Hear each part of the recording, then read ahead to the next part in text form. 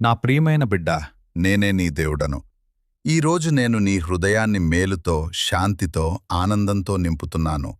నీవు అనుభవించిన బాధలు, నిరాశలు, కన్నీళ్లు అన్నీ నాకు తెలిసినవే. కాని ఇకనుంచి నీ అంతరంగంలో వెలుగు ప్రసరిస్తుంది. నీ హృదయం ఖాళీగా లేదే బిడ్డా, నా సన్నిధితో అది నిండి ఉంది. భయం కాదు, విశ్వాసం నీలో పెరుగుతుంది. ఆందోళన కాదు, సమాధానం నీకు లభిస్తుంది. నిరాశ కాదు, నూతన ఆశ నీ జీవితంలో వికసిస్తుంది. నేను నీలో మంచి ఆలోచనలు ఉంచుతున్నాను. నీ మాటలు ఆశీర్వాదములవుతాయి.